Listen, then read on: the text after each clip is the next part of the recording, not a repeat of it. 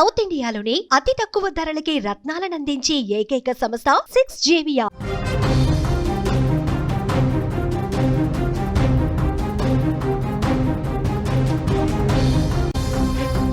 భారీ వరదను తట్టుకుని పోచారం ప్రాజెక్టు నిలబడింది.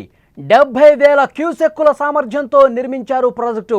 కానీ 1,82,000 క్యూసెక్కుల వరదను కూడా బలంగా తట్టుకుని నిలబడింది, గెలిచింది పోచారం ప్రాజెక్టు. డిజైన్ సామర్థ్యం కన్నా 2.5 రెట్లు ఎక్కువగా ప్రవాహం కనిపించింది. ఆశ్చర్యపరుస్తోంది. 100 ఏళ్ల క్రితం నాటి ఇంజనీరింగ్ నైపుణ్యం భవిష్యత్తులో కూడా వరదలను తట్టుకునే శక్తి ఉందని రుజువైంది. నిర్మాణ నాణ్యతకు దూరదృష్టికి నిలువుటద్దం ఈ పోచారం ప్రాజెక్టు. చరిత్రలో నిలిచిపోయే మరొక విజయాన్ని సాధించింది పోచారం ప్రాజెక్టు. తెలంగాణ ప్రాజెక్టుల చరిత్రలోనే పోచారం ప్రాజెక్టు ఇప్పుడు ఒక అద్భుతమైనటువంటి విజయంగా నిలిచిన పరిస్థితుంది. ఇటీవల కురిసినటువంటి ఈ భారీ వర్షాల కారణంగా ప్రాజెక్టుకు ఊహించని వరద ఒక్కసారిగా పోటెత్తింది. ఏకంగా 1,82,000 క్యూసెక్కుల వరద ప్రవాహం వచ్చింది. ప్రాజెక్టు డిజైన్ సామర్థ్యం కన్నా ఇది చాలా ఎక్కువ. ఈ స్థాయిలో వరద వస్తే ఏ ఆధునిక ప్రాజెక్టు అయినా తట్టుకోగలదా అన్న అనుమానం కలగకమానదు. కానీ 100 ఏళ్లకు పైగా చరిత్ర ఉన్న పోచారం ప్రాజెక్టు ఆ వరదను సమర్థవంతంగా తట్టుకుంది, నిలబడింది. అంత పెద్ద వరద కూడా డ్యాము పటిష్టతను ఇంచు కూడా కదించలేకపోయింది. కానీ ఒక ప్రచారం జరిగింది, అంత పెద్ద స్థాయిలో వరద వచ్చేసరికి అంతే 1,82,000 క్యూసెక్కుల వరద ప్రవాహం చాలా వేగంగా బలంగా ప్రవాహం వచ్చి పైనుంచి కింద వరకు కూడా అంత భారీ స్థాయిలో వరద ప్రవహిస్తున్న ఈ ప్రాజెక్టు ఏమైపోతుందని చెప్పి ఒక టెన్షన్ ఏర్పడింది.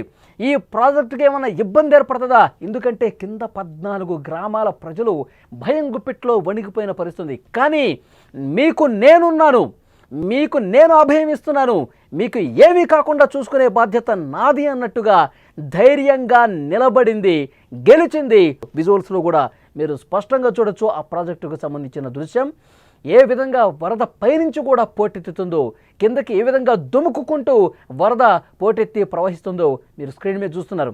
దాన్ని కూడా తట్టుకొని నిలబడింది. యాక్చువల్గా ఈ ప్రాజెక్ట్ నిర్మించింది కేవలం 70,000 క్యూసెక్కుల వరద సామర్థ్యంతో దీన్ని నిర్మించినా ఇప్పుడు రెండింతలంటే రెట్టింపు అంటే 1,40,000. కానీ ఇక్కడ పారింది 1,82,000 క్యూసెక్కుల వరద ప్రవాహం పోటెత్తినా సరే ఈ ప్రాజెక్ట్ని వణికించలేకపోయింది. ఇంకా గట్టిగా నిలబడింది పోచారం ప్రాజెక్టు. తెలంగాణ ప్రాజెక్టుల చరిత్రలోనే ఒక సువర్ణాక్షరాలతో లిఖించబడినటువంటి అధ్యాయంగా ఈ రోజును ప్రత్యేకంగా చెప్పుకోవాల్సిన అవసరం ఉంది. నిజాం పాలనలో నిర్మితమైనటువంటి ఈ ప్రాజెక్టుకు సంబంధించి తన సామర్థ్యం కన్నా 3 వరద వచ్చినా తట్టుకొని తన సత్తా చాటినటువంటి పరిస్థితి. కేవలం ఒక కట్టడం కాదు, 100 ఏళ్లకు పైగా లక్షలాది ప్రజలకు జీవనాధారంగా నిలిచింది ఈ ప్రాజెక్టు. నిజాం కాలం నాటి నిర్మాణ పటిష్టతకు, ఇంజనీరింగ్ నైపుణ్యానికి నిలువెత్తు నిదర్శనంగా ఈ పోచారం ప్రాజెక్టు నిలబడింది. ఆధునిక సాంకేతికత అందుబాటులో లేని ఆ రోజుల్లోనే భవిష్యత్తు తరాలను దృష్టిలో పెట్టుకొని, భవిష్యత్తు అవసరాలను దృష్టిలో పెట్టుకొని, భవిష్యత్తులో వచ్చే ఇలాంటి ఉప్పెన్లను దృష్టిలో పెట్టుకొని కూడా ఇంత అద్భుతంగా కట్టడం అనేది నిజంగా అభినందించదగ్గ విషయం. కామారెడ్డి జిల్లాలోని నాగిరెడ్డిపేట మండలంలో ఉన్న పోచారం ప్రాజెక్టు కేవలం 70,000 క్యూసెక్కుల వరద తట్టుకునే విధంగా నిర్మించారు. కానీ ఇటీవల కురిసిన భారీ వర్షాల కారణంగా మొన్నటి కురిసినటువంటి ఆ కుండపోత వర్షం దాటికి కామారెడ్డి పూర్తిగా విలవిల్లాడిన పరిస్థితుంది. కామారెడ్డి చుట్టుపక్కల ఉన్నటువంటి ప్రాంతాలు పూర్తిగా అతలాకుతలం అయిపోయినటువంటి పరిస్థితుంది. సో అలాంటి సందర్భంలో కూడా ఎంత పెద్ద వరద కుంభవృష్టి వచ్చినా, ఎగువ నుంచి వరద పోటెత్తినా ఏం కాదు, నేనున్నాను మీకు అన్నట్లుగా పోచారం ప్రాజెక్టు నిలబడి గెలిచింది. 1,82,000 క్యూసెక్కుల అతిపెద్ద వరద. గత 4-5 దశాబ్దాలుగా ఎప్పుడూ కూడా చూడనటువంటి వరదను ఈ ప్రాజెక్టు ఈరోజు చూసింది. డిజైన్ సామర్థ్యం కన్నా ఎక్కువగా వరద వచ్చింది. అయినప్పటికీ ఇప్పుడు ఈ రీసెంట్గా కట్టిన ప్రాజెక్టులు అసలు ఇంత ఒత్తిడిని, ఇంత వరదని తట్టుకుంటాయా అన్న ఒక అనుమానం డెఫినెట్గా వచ్చేది. కానీ 100 ఏళ్ల నాటి ఈ ప్రాజెక్టు చెక్కు చెదరకుండా ఇంకా బలంగా నిలబడింది అంటే నిజంగా కిందన ఉన్నటువంటి ఆ 14 గ్రామాల ప్రజల అదృష్టం అని చెప్పాలి. వాళ్ళు చేసుకున్నటువంటి పుణ్యఫలం ఈరోజు పోచారం ప్రాజెక్టుకి ఏమీ కాకుండా ఇంకా వాళ్ళని కాపాడుతూ గట్టిగా నిలబడిందంటే చాలా గొప్ప విషయంగా చెప్పాలి. ఈ సంఘటన భవిష్యత్తులో కూడా ఎలాంటి వరదనైనా తట్టుకునే శక్తి ఈ ప్రాజెక్టుకు ఉంది అని చెప్పి మరొకసారి నిరూపించింది. తెలంగాణ తొలి ప్రాజెక్టుగా చరిత్రకెక్కాడు పోచారం. ఉమ్మడి నిజామాబాద్ జిల్లా, ప్రస్తుతం కామారెడ్డి జిల్లాగా ఉన్న మంచిప్ప చెరువుపై నాగిరెడ్డిపేట మండలం పోచారం గ్రామంలో 1917లో నిజాం ప్రభుత్వం ఈ ప్రాజెక్టుకు శంకుస్థాపన చేసింది. కామారెడ్డి జిల్లాలోని నాగిరెడ్డిపేట, ఎల్లారెడ్డి మండలాలు, మెదక్ జిల్లాలోని మెదక్ మండలాల నీటి అవసరాలు తీర్చేందుకు 27.1 లక్షల వ్యయంతో 2.423 టీఎంసీల సామర్థ్యంతో దీని నిర్మాణం జరిగింది. ఈ ప్రాజెక్టు నిర్మాణం 1922లో పూర్తయింది. గత 103 ఏళ్లుగా నిజామాబాద్, మెదక్ జిల్లాల ప్రజల సాగు, తాగునీటి అవసరాలను ఈ ప్రాజెక్టు తీరుస్తూనే ఉంది. నిజాం ప్రభుత్వం సున్నపురాయితో నిర్మించిన ఈ ప్రాజెక్టు నిర్మాణ శైలి ఈనాటికి ఆకట్టుకుంటూనే ఉంటుంది. ప్రాజెక్టు పొడవు 1.7 కిలోమీటర్లు. మంచిప్ప వాగుపై 21 అడుగుల ఎత్తైన కట్టను నిర్మించారు. దాని చుట్టూ 58 కిలోమీటర్ల పొడవైన కాలువలు కూడా తవ్వారు. ఈ ప్రాజెక్టు కింద రైతులు 10,500 ఎకరాలు సాగు చేసుకుంటున్నారు. పూడిక కారణంగా ప్రాజెక్టు నీటి నిల్వ సామర్థ్యం కొంత తగ్గిపోయి 1.82 టీఎంసీలకు పడిపోయింది. అయినా కూడా ఈ వరదలను తట్టుకుని సురక్షితంగా నిలబడింది. ఈ ప్రాజెక్టుకు 73 డిస్ట్రిబ్యూటర్లు ఉన్నాయి. ప్రాజెక్టు డిస్ట్రిబ్యూటర్లను ఏ, బి జోన్లుగా విభజించారు.